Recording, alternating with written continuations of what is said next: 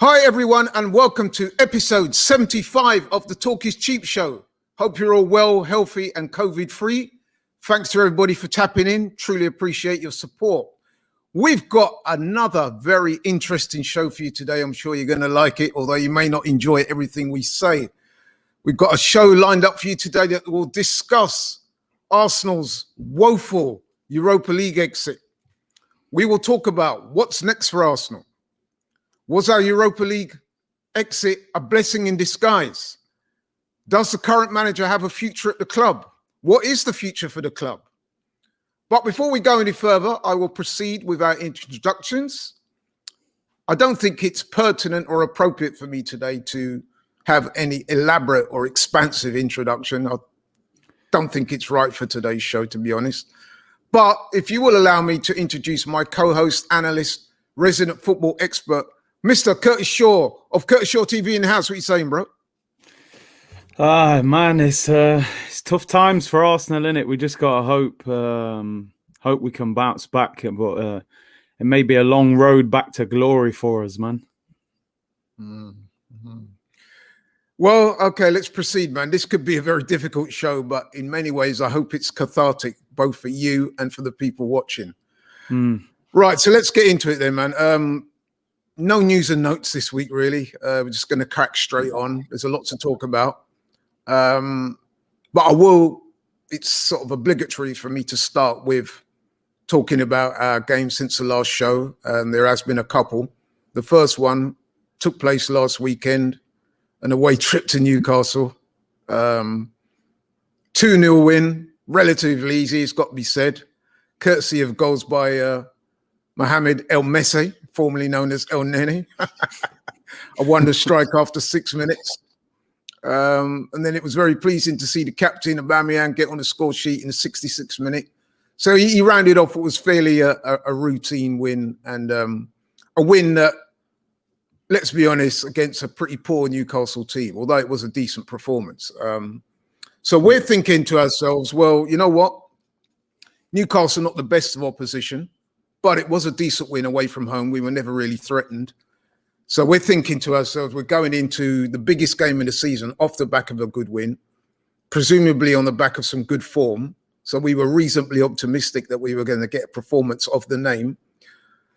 However, I have to say that didn't transpire the way we thought it would do. But anyway, so the stage was set. Second leg of the Europa League semi-final. Arsenal versus Villarreal, part 2.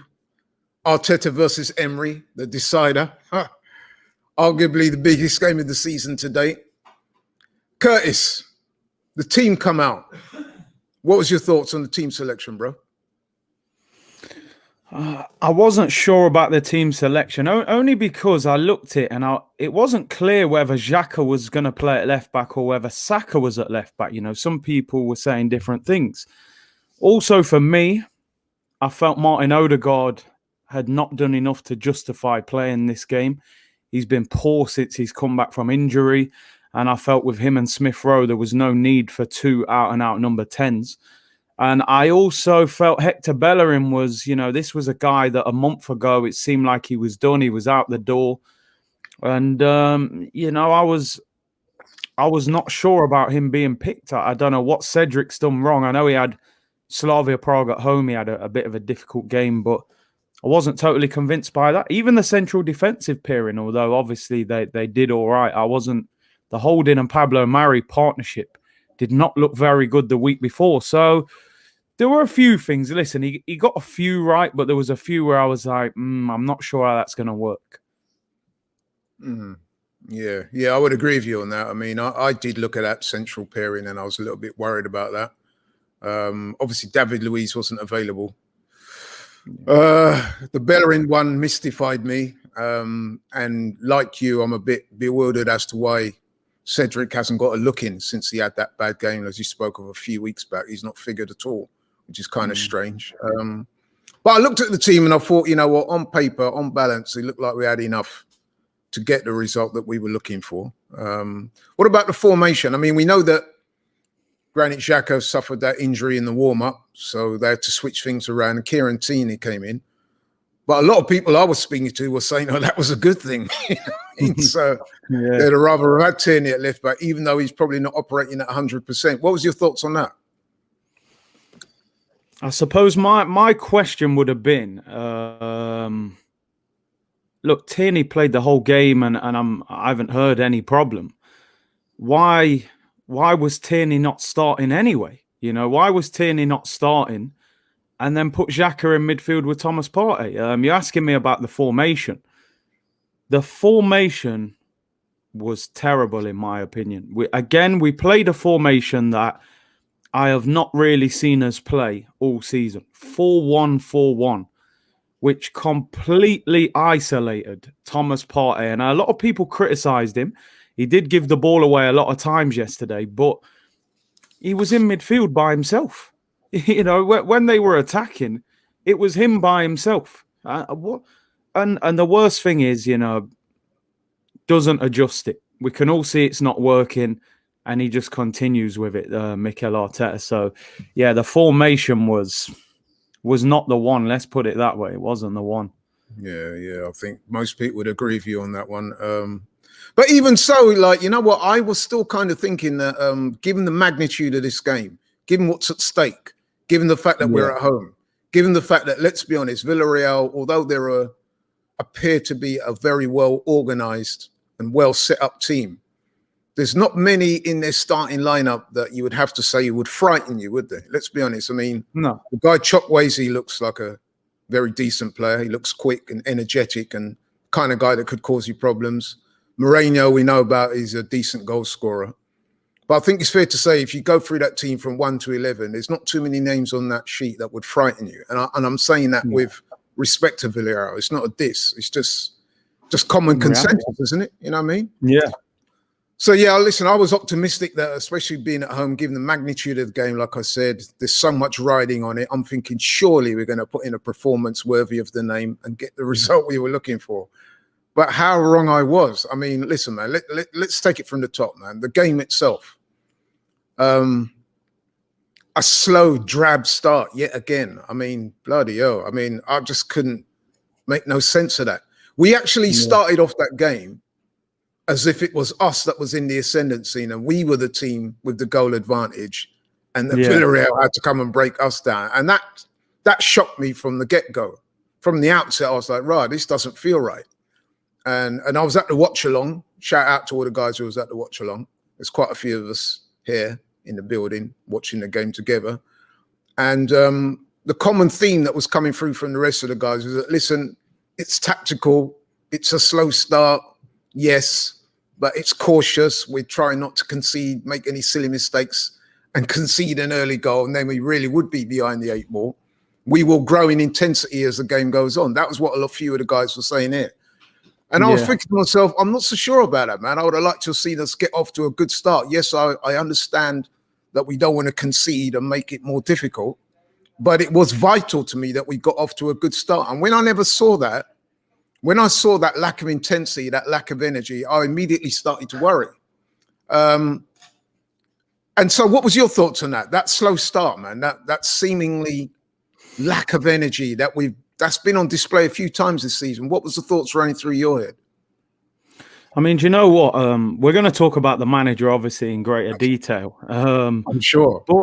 But I have to put that down to the players, because I'm sorry, and I say this a lot of the time, you don't need a manager to motivate you for that game. If you need a manager to motivate you for that game, you got to ask serious questions of yourself as a footballer.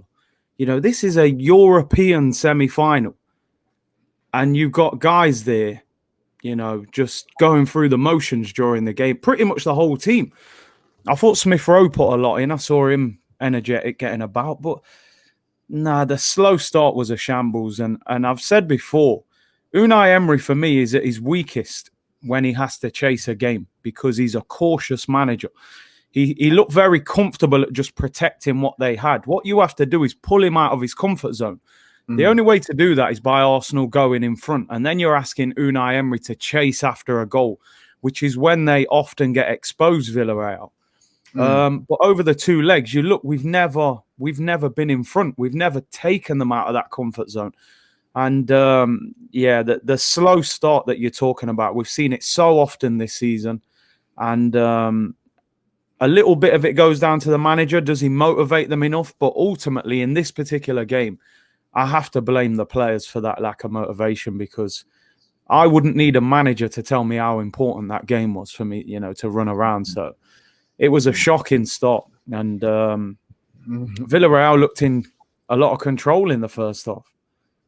Yeah, they did. And in fact, there was an interesting stat going into this game. Unai Emery, who manager of Villarreal, he's obviously done very well in this competition. He's won it 2 or 3 times. He got to the final on another occasion with us, and then we saw what happened there. But anyway, one of the interesting stats that was apparent coming into this game was the fact that Villarreal, whenever they'd gone into the second leg in the ascendancy, they had not lost. So that alone tells you, pretty much vindicates what you were saying there about, when he gets his nose in front, he knows how to close out a game. So that would have told me anyway that it was vital that we got off to a dynamic start. Now, I do disagree with you slightly on that, Curtis, because I think that whilst you're right about the players have to have some responsibility and they shouldn't need to be charged up and motivated for a game like this, I do agree with you there. But could it be that tactically the manager has set his stall out to be cautious? In other words, what I'm saying, the manager, they've gone out there with the instruction, we're going to keep it tight for a certain period of time and grow into the game. When I think that the approach that was needed was for us to get off to a fast start, to get in amongst them, try and get that early goal. Yes, you've got to make sure that the back door is shut. You've got to do your due diligence with regards to defending. But I honestly think it was incumbent upon the manager to set the tone for the game and to demand that the players make a fast start and basically say to them, listen, man, if anyone's not buying into this, you are going to be hooked early. And we're going to bring on players that are going to play to the tone and the feel that I want. So, I'm going to have to disagree a little, man. I think it's incumbent on the manager to set the tone. What I would say about that, following his instructions, then he should have done something about it. What I would say is that I was more speaking from like a motivational point of view. You shouldn't need a manager to motivate you. I think if you're talking about his tactics, I can understand what you're saying there, because there was times when their defense and their goalkeeper was getting the ball and Aubameyang's just up there by himself. And I'm like, are we going to press? And if you notice, every time we had the ball with Leno and we massively was trying to overplay, which made no sense. They was pressing us every time. And you saw in that first half how many times Hector Bellerin in particular gave the ball away. And it was like, I honestly, it baffles me. I've watched Arsenal this season, and so many times I've been baffled. So I don't understand what this manager's trying to do. Got some Bellerin fans in the house. But I didn't know there was any left. Bellerin. I forgot even the fucking word. You don't even know his name. That was an impromptu appearance there, courtesy of my boy Turkish in the house. Enough respect to Turkish in the house. But yeah, man, so to go back to the point I was making, I was very disappointed with the start. No intensity, no energy, no real enthusiasm to get amongst Villarreal, when I thought the opposite should have been the case. We should have been at them from the get-go and trying to get that goal, because obviously the longer the game goes on without us getting a goal, it's going to become more and more difficult. You allow the opposing team to gain in confidence and to believe in what they're doing. And that's what seemed to happen. Listen, man, I don't know where to start after that. There was a chance that Aubameyang created out of nothing. It hit the post. He did well with that. And then there was a header later on in the game, courtesy of a very good cross, it has to be said, by Hector Bellerin. One of the few things he did get right. Aubameyang hit the post. But there are very few highlights in this game, man. I mean, I think we managed just 2 shots on target for the whole game. And it has to be said, man, to summarize, it was a limp, lifeless exit. The game ended 0-0. And I have to say it was embarrassing, man. I mean, I actually felt embarrassed for that performance because, like I always say, this is sport at the top level. There's got to be a winner and there's got to be a loser for the most part. And if you don't win and you lose or you draw and you don't get the result you want, then yeah, you're going to be disappointed. But it's the manner of the defeat or the manner of the performance. And that performance yesterday was just, well, what can you say about that, man? It was terrible. Given the magnitude of the game, given what was at stake, that was an absolutely woeful exit. And yeah, and it's resulted in the first time in 25 years there's going to be no European football for Arsenal. And I think genuinely the club is at a crossroads. What do you think, Curtis? For me, I felt like that was the worst performance of the season. Now, when you think we've lost 13 games in the league this season, you know, you might think, is that the worst? But to me, like you said, the magnitude and what was at stake in a home game, it was just like I was expecting their goalkeeper's going to have to make 9 or 10 saves. Will hit the bar, the post, you know. It wasn't like that. Aubameyang had a snapshot that hits the outside of the post. He had a header that, like you said, was a good cross. That was a bit unfortunate not to go in.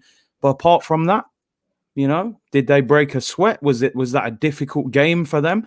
You know, I'm bet they are even surprised how easy that game was. Yeah. For me, we've seen this performance too often this season. The thing at the start of the season, a lot of people were saying, oh, he's improved the defense. The defense hasn't improved. The defense has not improved at all. We've lost 13 games. We've been dreadful this season. The one thing that we had, in my opinion, when Mikel Arteta took over at Arsenal, was a pretty good attack. You know, Aubameyang was the Golden Boot winner when he walked in. Lacazette had got Player of the Season the year before. Saka was on the rise. Pepe was this big 70-odd million pound player. I think the attacks got worse. The attacks got worse. You know, Aubameyang's not getting the service. He's had his worst season at the club. Pepe hasn't dramatically improved under this manager. You know, he hasn't played him consistently, really. Saka looks burnt out. Saka looks like he shouldn't play another game for the rest of the season. He looks exhausted. We've relied on a 20-year-old for the majority of this season to carry this team, which is embarrassing. Or 19, actually, I think. Actually, he's 19. Yeah. 19. I mean, Lacazette, you know, I've had a very up and down season. He was poor and then he was good and then he got injured. You know, his contract's got a year left. I don't see anything in this team that is positive outside of probably the young players at the moment. Let me ask you a question. Let me ask you a question. Go on. And this is something that's been spoken about a lot in the minutes and hours arising from the game. Do you think the players are playing for the manager?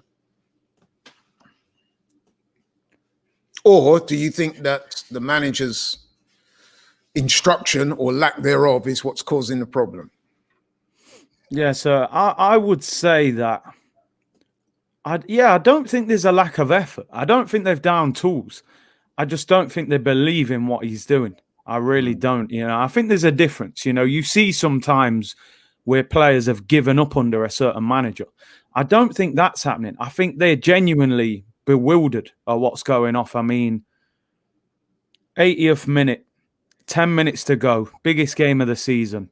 Lacazette's coming on. I'm thinking, right, chuck him up there with Aubameyang. Let's go. Even if you got to play Stoke City football for 10 minutes and pump it long, this guy takes Aubameyang off. And I'm sitting there. I was literally shouting at my TV. I was turning. I said, I cannot believe what I'm seeing. Listen, man, that I'm pretty sure that kind of reaction was repeated up and down the country from Arsenal fans. Because I was bewildered when I saw that. Because let's be honest, Aubameyang didn't have one of his best games. And he's not been on it this season. He's also coming off the back of a malaria illness. So I'm pretty sure physically he's not 100%. But let's keep it 100, man. Let's keep it real. The two times we looked like we might get a goal in that game came courtesy of Aubameyang. He is without doubt the most threatening player in terms of getting a goal for us. And you bring him off like that. And what made it even more farcical is that he brings him off almost seconds after, Aubameyang did actually get the goal that would have put us through. So so you're thinking, if there's a man on that pitch for Arsenal who you would go to if we need a goal, it's got to be Aubameyang. He's also your captain.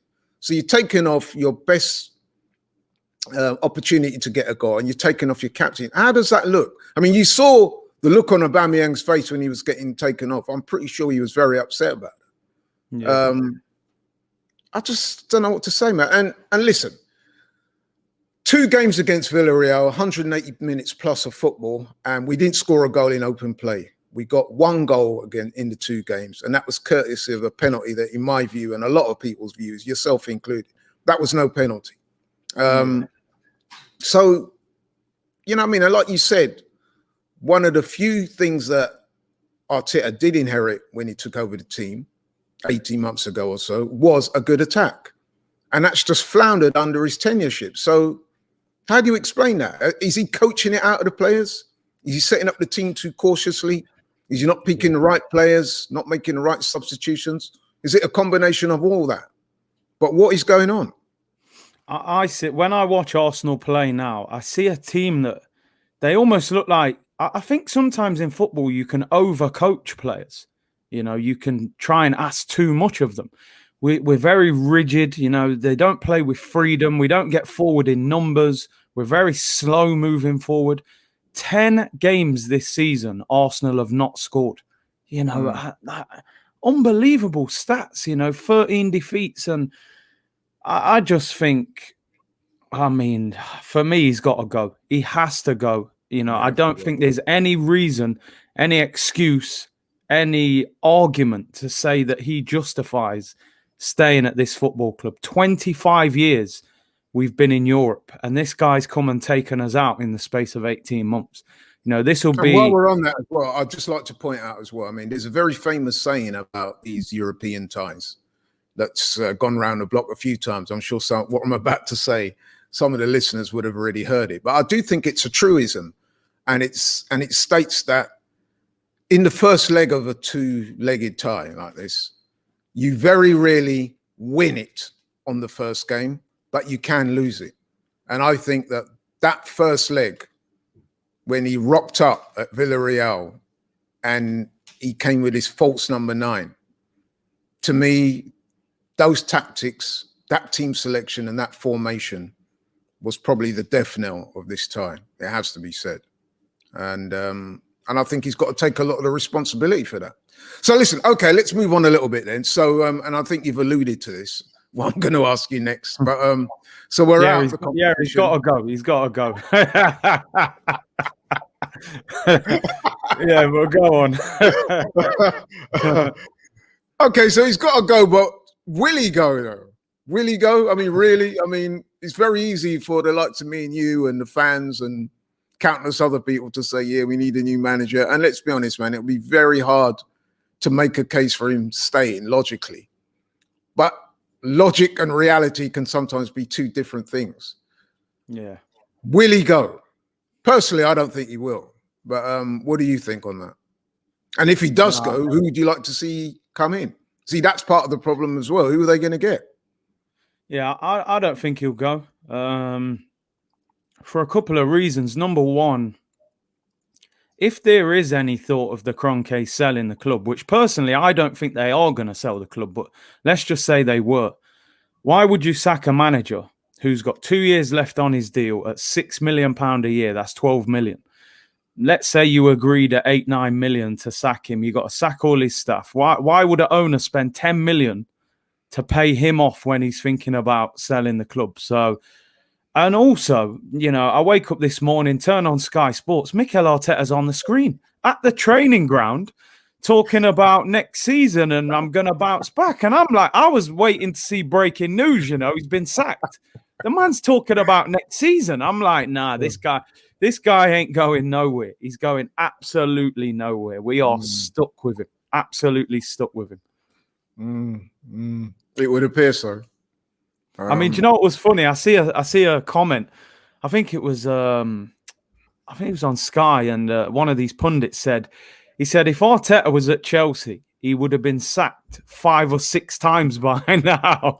You know, we haven't even sacked him once. Like, I think Arsenal, under this ownership, you know, we're only a big club by name and history. You know, I don't see anything in this football club at the moment that is moving like a big club. You know, the mediocrity, the lack of ambition, you know, and I feel sorry for the fans. I genuinely feel sorry for the fans because I think the fans feel disillusioned right now. You know, we feel so disconnected from the club.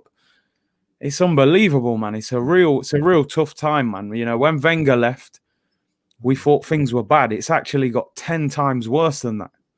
Yeah, I mean, it's pretty much very hard to argue a case for Arteta staying, to be honest. Okay, he won the FA Cup, and there was a few green shoots of expectation after that, but it has to be said that this has been an appalling season, worse in recent memory, and I'm not seeing any signs that it's going to get much better, I have to say. But listen, how much blame would you actually attach to the players? We've spoken a lot about the manager on this show. It seems every week we talk about him, and it's often not very good. But how much of the blame do you give to the players? They've got to take their fair share of the blame as well. We spoke about Aubameyang. Listen, I'm not going to go on too long and too hard about Aubameyang because, like I said, listen, in previous seasons, he's actually carried us. I mean, I can remember conversations we've had on this show when we were saying, weren't we, what's going to happen the day comes when Aubameyang is not scoring regularly for this club? Well, I think this season we've seen what happened. No one else steps up. We don't get goals from midfield. And even the other strikers, as much as I like Laka, he's got decent return this season in the Premier League. He's actually got more goals in the Premier League this season than Jamie Vardy. But the problem is for Arsenal is that they've had Iheanacho scoring. See, we haven't had that kind of combination. And we're not, like I said, we're not getting goals from midfield. No one else is stepping up.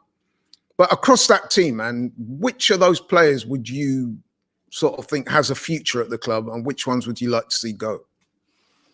I mean, just in terms of that, I think, because you're saying how much blame is down to the players, I think you do have to put a lot of the blame down to the players because ultimately, you know, when they're on the pitch, it's down to them. I think one of the biggest problems with Arsenal right now is, to me, the best teams in football, they have an element of consistency in their team selection. You can kind of figure out what their best team is. You know, there might be 1 or 2 differences. You look at the team this season, you've had Leno in goal, who's consistently played. He changes the defense on a regular basis. We've had Chambers at right back, you know, Cedric, Bellerin, you know, clearly no consistency there. The central defensive pairing, which for me, you have to have a consistent central defensive pairing to be successful. We've had so many different partnerships, Mari, Holding, Gabriel, Luiz, chopping and changing all the time. Then Xhaka's at left back, you know. You had Aubameyang left wing up front, then Eddie was playing, then Lacazette, then false 9, you know. Willian played up front at Man City. Willian was playing on the right. He's chopped and changed this team way too much. We still don't know. I don't know what Arteta's best team is in his mind. I don't know what it is. He changes it all the time. So I think that's a massive problem. You ask which players we would keep and sell. There are a lot of players I would sell, but the problem is, you know, who wants the rubbish? You know, who's going to buy our rubbish when we're mid-table? We got a lot of bang average players on high wages who are going to be difficult to shift. And also, clubs now know we're not in Europe. We've got an owner that doesn't spend. So a guy that's worth 20 million, club might say, all right, we'll give you 12 million for him. We'll give you 10 million for him because we know that you're desperate. So I don't expect Kroenke to give us a lot of money to spend. We've got 5 or 6 players out on loan. I think some of them are going to have to be sold as well. We're going to have to raise money by selling players. And it's going to be a very, very difficult transfer window in this situation that we're in. But you know what? I'm going to say something. Some people might regard this as fairly controversial. Some people will agree with me. I don't know what you think. But listen, man, and I've said this to you before, so it's not going to totally shock you or even the people who watch this show regularly. But I'm going to say this, man, and I truly believe this. I I look at that team, man, and I see some very good players in that team. I do not think that we're as bad as our league position suggests. Currently 9th, and and not looking like we're going to qualify Europe at all. And the way we went out yesterday, I think we're better than that, man. Really, I'll go through this. I mean, listen, I'll list some of the players, starting from the back. Leno, to me, is a very decent keeper. Yes, he has made mistakes from time to time. A lot of keepers do that. So, but listen, he is a very decent keeper. And even Matt Ryan is a decent keeper as a number 2. Cedric at fullback, I think he's a good player. You know what I mean? He's Portuguese international. He's a good player. I mean, okay, there are better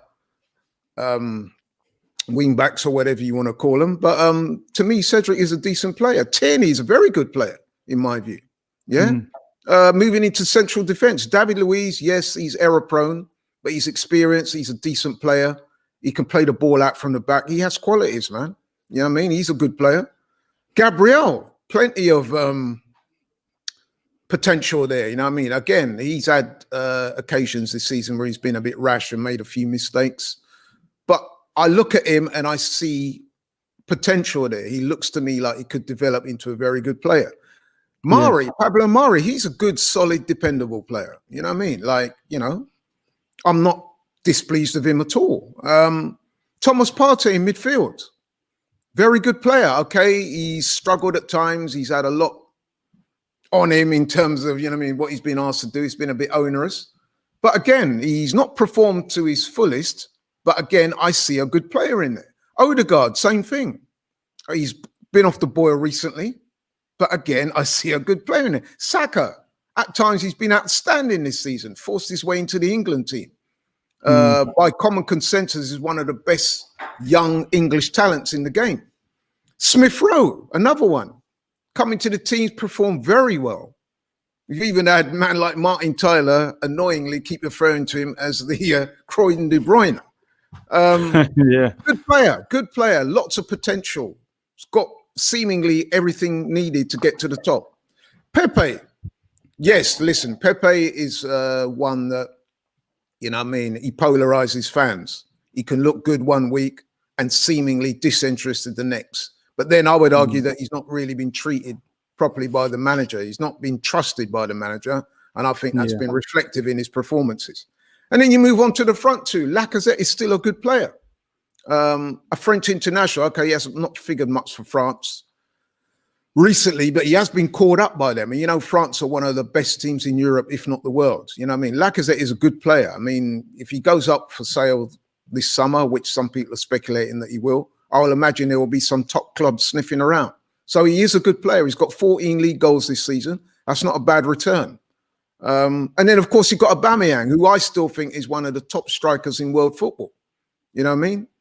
Golden Boot winner, shared it another time, fastest to 50 goals for Arsenal. You know what I mean? He's not having a good season this season, but you can't argue with a man's credentials. He's a goal scorer everywhere he's been.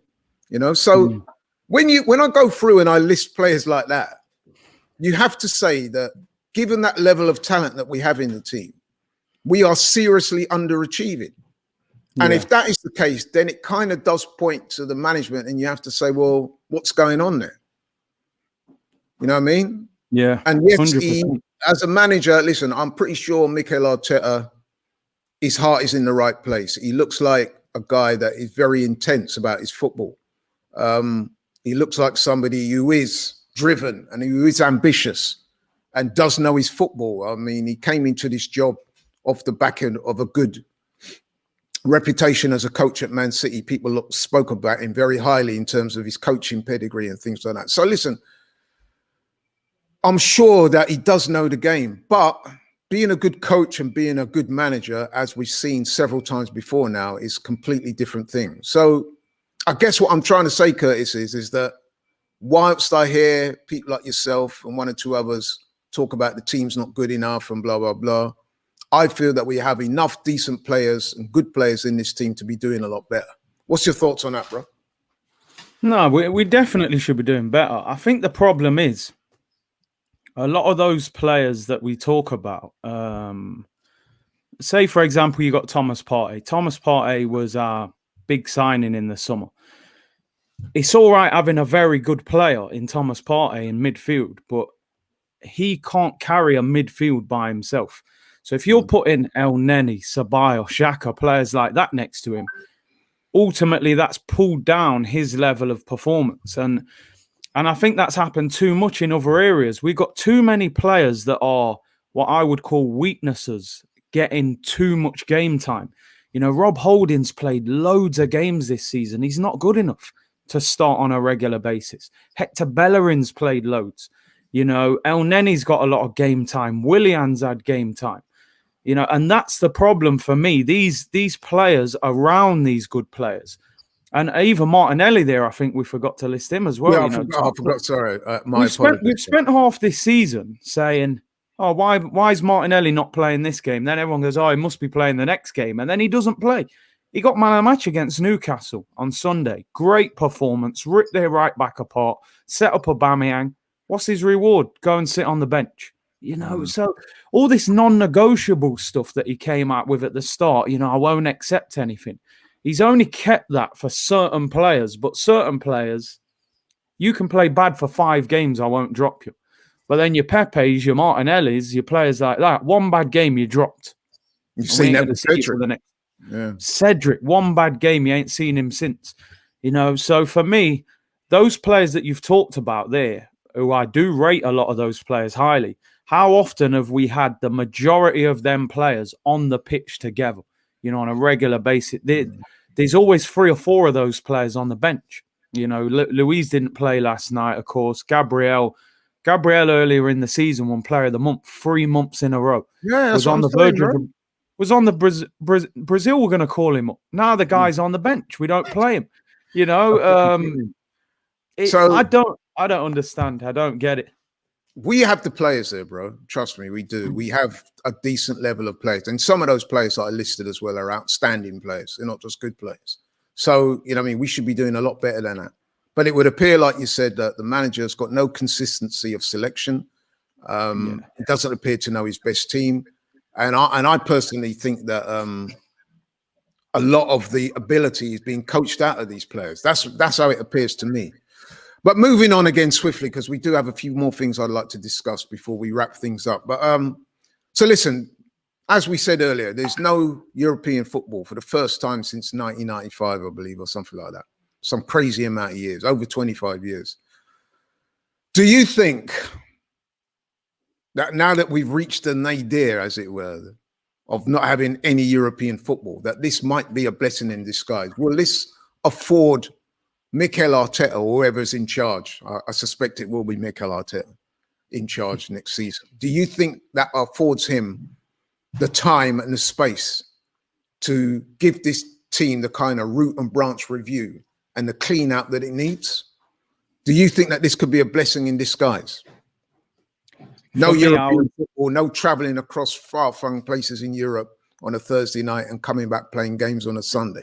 This might give him the opportunity to really dissect this team and, root out the players that he doesn't want and bring in a few players and really work together and get this team back on track. Do you think that?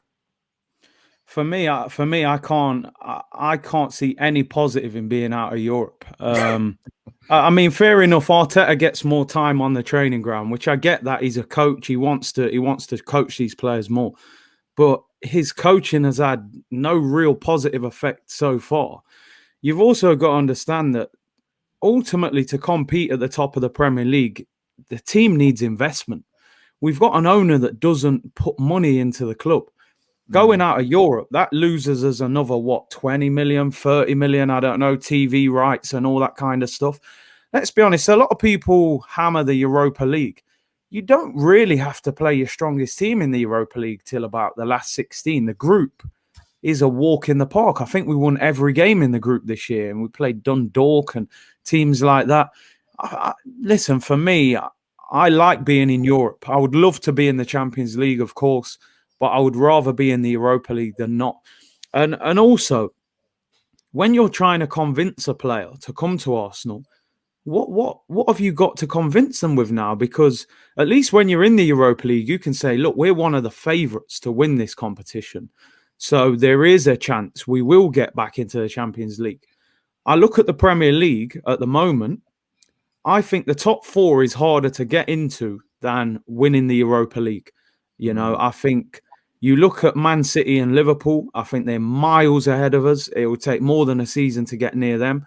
I think Chelsea are getting close to them too as well. And I think they'll be a title challenger next year under this manager. I think they're ahead of us. United are second in the league. They're in the final of the Europa League. So there's 4 teams that are way better than us already. You know, Leicester are in the top 4. We'll have to challenge the likes of Tottenham and Everton.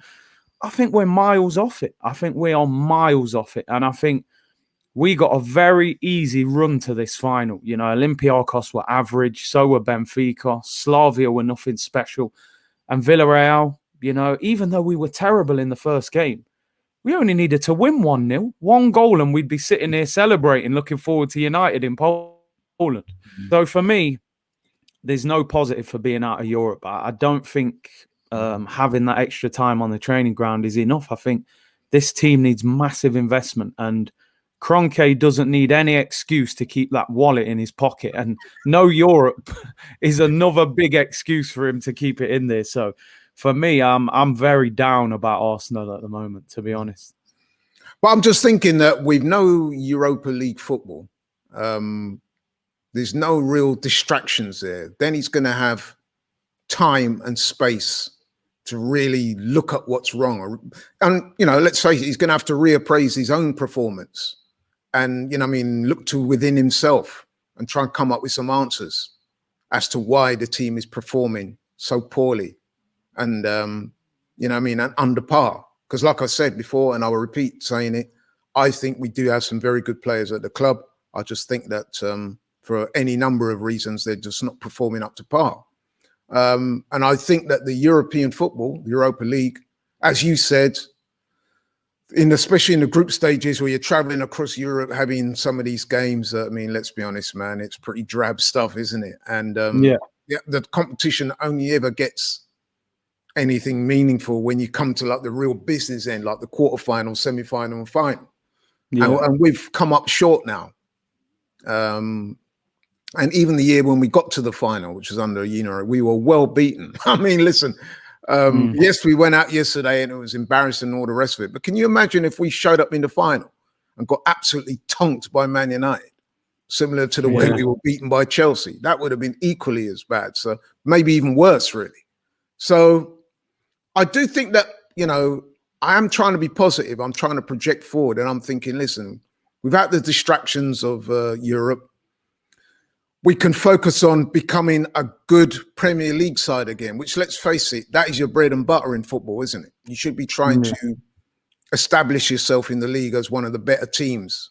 And, you know, I mean, get to the Champions League on merit in terms of qualifying in your own league rather than these circuitous routes through the Europa League, which, you know what I mean, is there and we should have taken more advantage of it. But let's be honest, man, we haven't been good enough. And I think that what we're seeing now really is a long time in coming. There's so much that's wrong at the club, man. So much that's wrong. You're talking about from the top, and that sort of worked its way through what we're seeing on the pitch. So I think maybe a year out of Europe where we can focus on the things that we need to focus on and get those right, ultimately we may become a better club. The problem I have with all that, of course, is the man in charge going to be able to do that? Does he have it within him to do that? And I've got to doubt that, man. I really do. I mean, there's no evidence to suggest that he is, and you know, I don't even see us getting in the top 4 next year. I can't see how, unless this owner plows money into the football club, which I don't think he will. I don't think the manager's good enough. You know, nowhere near good enough as well, by the way. Like, you know, I don't think the Europa League is that much of a distraction. I honestly don't. Like I said, you don't have to play Aubameyang and players like that in the group. You give the youngsters. In fact, I think it's actually helped develop the likes of Saka, Smith Rowe, Martinelli by getting competitive football in a European environment. So, yeah, for me, yeah, he can have all the time he wants on the training ground, but you've got to have the right manager on the training ground. And I think that's the biggest issue, you know? Yeah, I mean, you do make a good point there. Like I said, I mean, listen, and we've talked about this off air. We spoke about it this morning. I think that even if the Kroenkes do sell, just say, hypothetically speaking, the Kroenkes say, listen, we're over here in our ivory tower in America where it's all good. The weather's nice and, you know what I mean, and whatever. Things are not going too good at Arsenal. You know what? We've been there a few years. Not really happening for us. And we can make a return on our money because this Daniel Ek guy, he seems like a serious type of dude. He looks like he's got the funds available. And if we sell, we'll probably make a lot more money selling it than what we paid for it. So, you know, forget about the UK. We'll let Daniel Ek and all them crack on. We'll just take our money and invest it somewhere else. So they sell the club to Daniel Ek. Do you really think, though, that he's going to appoint a new manager straight away? Or do you think, like I think, that he's going to be tempted to think, well, listen, I'm going to give Arteta another opportunity to prove himself. I'm going to provide him with some funds to go out and get a few players of his own choice and see how that goes. So basically what I'm saying is, even if that best case scenario, like what Arsenal fans are seeking, that the Kroenkes get the hell out of Dodge and sell up the club, I still don't see the new owners appointing a new manager anytime soon. I think that the start of the 2021-22 season, come August this year, Arteta will still be in his job. I firmly believe that. Yeah, I think the problem is, like you say, man, most owners, they come in and, you know, they take it a little bit steady, don't they? You know, I wouldn't expect Daniel Ek, the guy's never even managed a football club either. So the last thing he's going to do is come in and start, you know, you're going, you know. Yeah. He's probably going to keep Arteta in the job and say, listen, you've got to turn things around. I'll give you some money to invest in the squad. But at least we would have the positive that we've got a new owner, you know, Omri and them guys would be around. And, you know, listen, I don't think Arteta's good enough, but it would be better at least to see him with a better team to manage, you know, at least if we had a... Point I'm making. And this is what I'm saying about there being... This might be a blessing in disguise, because basically what I'm saying is we've got to work with what we're working with, yeah? So if Arteta keeps his job, which we believe he will, even though he'll be extremely fortunate to have done so, let's be honest, any other well-meaning club with any ambition would have got rid of him. He would have probably cleared his desk last night. Let's be honest. But the reality of the situation, he's still in situ as a manager. I believe he will be, regardless of who takes ownership over the club in the coming months. He will be in charge next season. Yeah. So what I'm saying is no European football. Give him the help that he needs in terms of funding. Whether that will happen or not, I'm not sure. They may need to bolster his backroom staff. I don't know how they're going to do it, man, but what I'm saying is this gives the club time to provide some, or try and provide some answers in how we move forward from here. Because let's face it, we've hit rock bottom. And sometimes in life, when you hit rock bottom, the only way is up. So what I'm saying is this is an opportunity now for the club to start addressing some of those deeply rooted problems that we have and start building for the future. And listen, we may not qualify for the Champions League for another couple of years yet. It may take us a while because, let's be honest, man, there are quite a few things wrong. And it's not just the playing personnel. You know what I mean? I'm talking about the structure of the club, the board, you know what I mean? The owners, just the way the club is run at the moment, just the ethos of the club just doesn't seem right. A lot of the fans will tell you that. So what I'm saying is we could look back at this moment in a couple of years' time when we are a better team and we do have better players and they do seem to be more in tune with what the fans want. And we might be looking back and saying, you know what? When we lost that game to Villarreal, when we went out of that competition, I was crestfallen. It was a real low. But having said that, it needed to happen so that we could move forward. So I guess that's what I'm trying to say, bro. But I've got to be. I think you're trying your best. You know, I rate you for your effort. There's only two positives for me that can come out of this situation that we're in right now. Number one, the Kroenkes put 150 million down and say, go and rebuild that club. And the other one is that they say, do you know what? No Europe, we've lost more money. Let's sell it. And we get Daniel Ek in. They're for me the only two situations. But my worry is, as an Arsenal fan, I think both of them situations are very unlikely to happen, and that's my worry. I think the worst thing that could happen is we're here in August. We've spent 60, 70 million, the usual Arsenal transfer window. Arteta's still in charge. The Kroenke's still the owner. And to me, that would represent absolutely no progress whatsoever, and that's my worry. I think the Kroenkes are going to be hard. You're quite entitled to have those worries, bro, and I share a lot of those concerns. Like I said, I'm trying to project forward. Yeah, I'm trying to be positive. I'm trying to literally sit in here trying to come up with some scenarios that, that fill me with some optimism for the future. But you know what? I also think that the fans have a part to play in this. I would say that. Now is the time for the fans to really try and make their voices heard. A time for the fans to unite. A time for the fans to say, listen, man, enough is enough. We can protest in the right way, of course, and try and put some pressure on Kroenke to either sell or to, if you are going to stay as owners, you've got to put your money, get that wallet out, man, and spend some money, some meaningful money, you know what I mean? And address this thing properly. And then we'll see where we go from there. But like I said, we've hit rock bottom. And sometimes when you hit rock bottom, the only way is up. So we'll see. Do you know what? I wanted to ask you one question, right? Sure. Do you think Arteta has to go? Listen, I think he's very fortunate to still be in the job. He's, you know what I mean? I just want to say that because I have tried to be supportive of him. And to be fair to you, you've been consistent from day one. I've said that to people that I've spoken to, even yesterday at the watch along. Goes, you know what? A lot of people had it in for Curtis because you said from the get-go that you didn't think it was the right appointment, that he didn't have the necessary experience and the attributes to manage, to take on a job of this magnitude. And you've been proven to be absolutely right about that. You even said so even after we won the FA Cup with Arteta. You were still holding to your ground, and I respect that. In terms of what I think, I think he's very fortunate to stay in the job. But it's a case of, even if you do get rid of the guy, who are you going to bring in? I mean, there was one candidate that I mentioned on your show last night. He's got a very good CV. He's won a lot of trophies.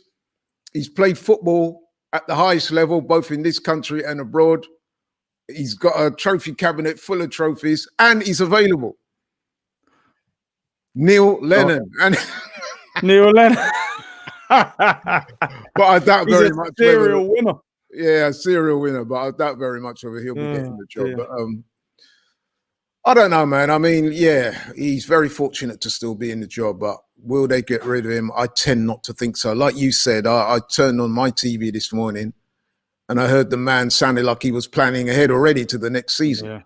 And it would appear that he's got the support of the Kroenkes. He himself made some very supportive statements in favor of the Kroenkes. So obviously that works both ways, you know what I mean? Yeah. And, you know what I mean? Listen, Arteta, and this may have been one of the reasons why he got the job in the first place. He's not going to rock the boat with the owners, is he? No, of course he's not. I would imagine that relationship between those two is fairly cozy. He's not going to go and bang down their door and demand hundreds of millions for transfers, is he? He's going to work within the budget, and he's just going to get on and do what he's told to do. So, and listen, and on all those synergies have to change, man, if we're going to arise out of this slumber.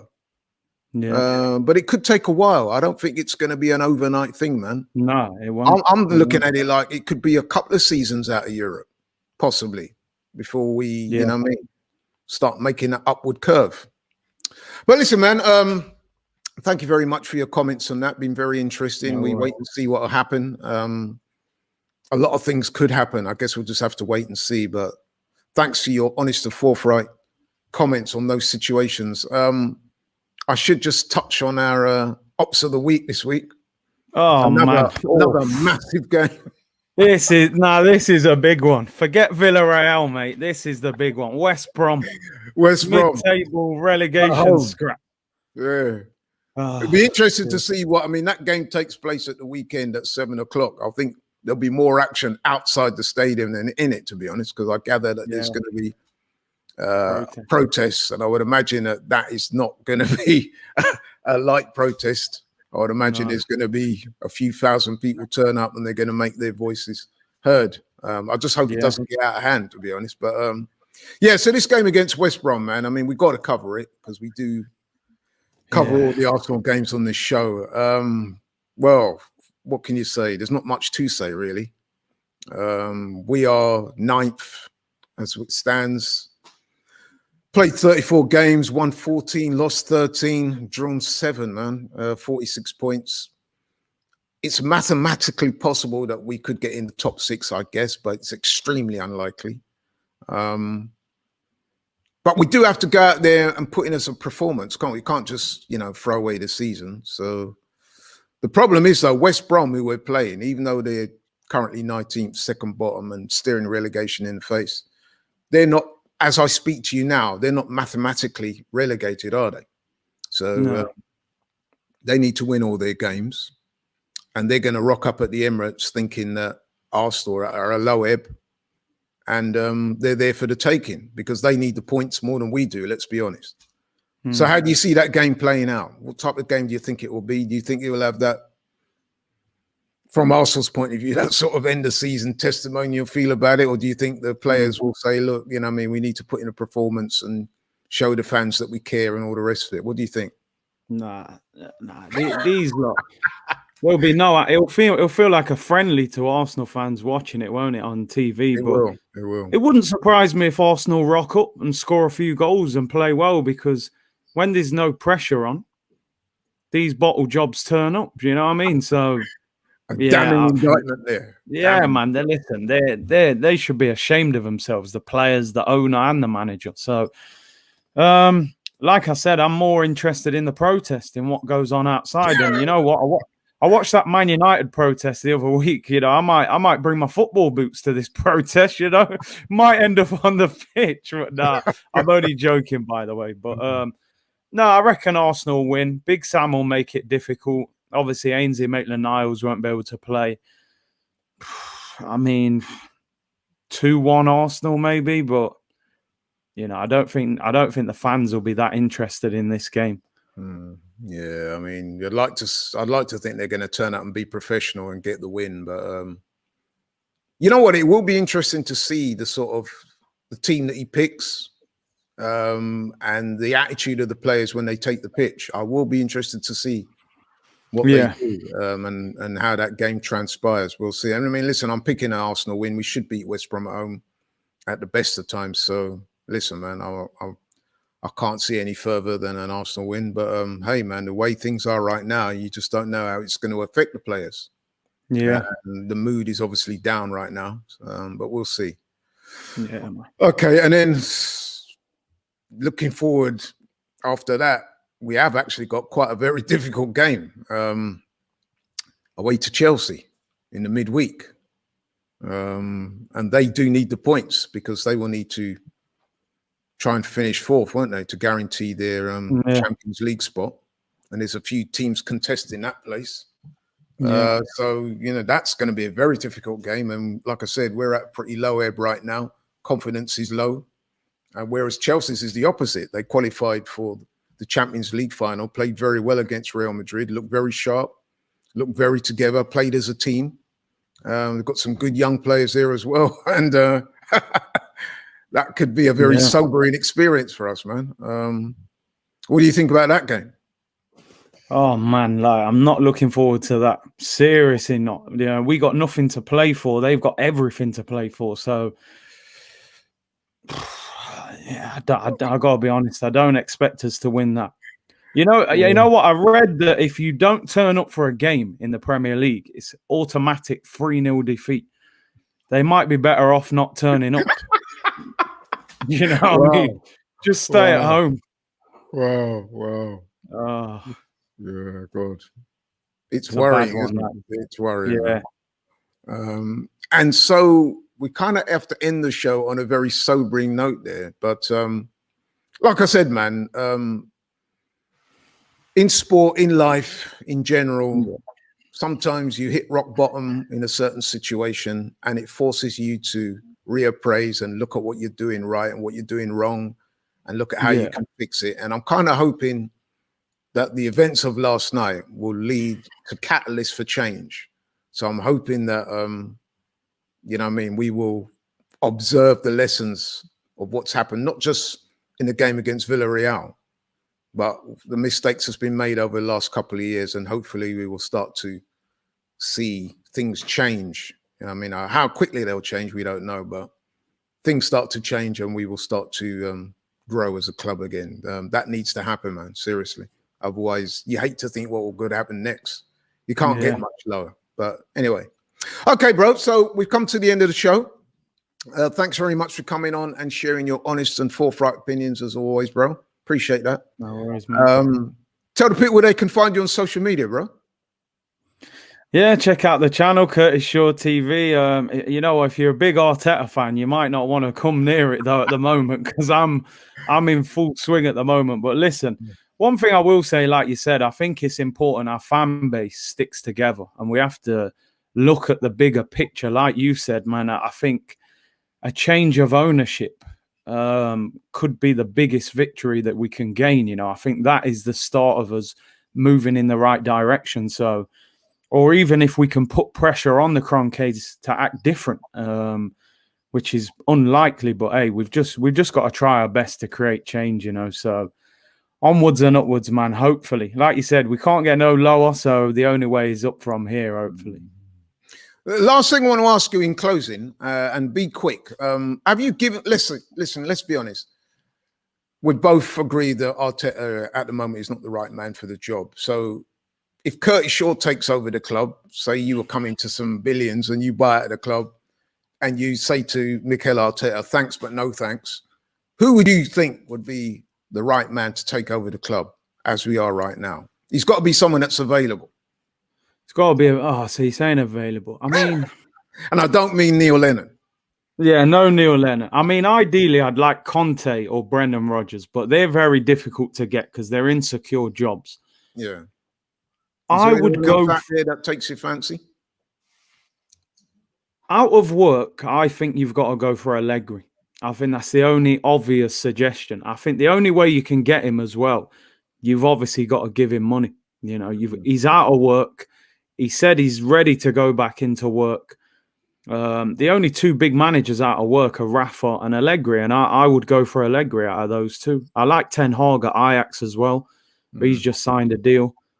I would give it to Allegri and give him a substantial, you know, transfer budget to fix the team. But would Arsenal have that kind of ambition? That's the problem. Yeah. What about some people, especially if Daniel Ek takes over, they float in the sort of dream ticket, sort of Vieira, Henry, sort of, and maybe even Bergkamp as well as a kind of management triumvirate, or, you know, maybe Vieira, who's a more experienced manager, with Henry as his assistant. What do you think about that? Nah, that worries me, man. That's when you start tarnishing your legacy at the club, man. Henry's got a statue outside. Bergkamp has, you know. Let's remember you in that light, you know. Don't come in and manage and, you know, Henry will be grabbing these men around the neck, bro. I'm telling you. So, I wouldn't like to see that. Yeah, I mean, with respect to those two, like you said, we don't want to tarnish their legacies by taking on such. Let's face it, it's going to be a very difficult gig, and clearly they don't, especially Henry. Anyway, doesn't have the experience. Vieira's been in managerial role for quite a bit longer, but he's never taken on the sort of challenges that he'll be taking on if he takes the Arsenal job, which is, let's be honest, has been the undoing of Mikel Arteta. So, but there you go. There you go. But listen, thanks very much, bro. Thanks to all the people out there for watching, man. Please send us your thoughts on all the things we discussed today. Do you think, like me, that going out of the Europe for the first time in 25 years might be a blessing in disguise and the type of thing that needs to happen as a catalyst for change so that we can try and turn this great club around? Let us know what you think. Do you think the manager should be sacked? Do you think he deserves another chance? What about some of the players? Should some of them be on their way? You know what I mean? And if so, who would you like to see come in? Let us know, man. Keep in touch. Send us your messages and your comments. Thanks for tapping in and truly appreciate it. Keep yourselves well, healthy, and COVID-free. And hopefully we'll see you next week. We're out.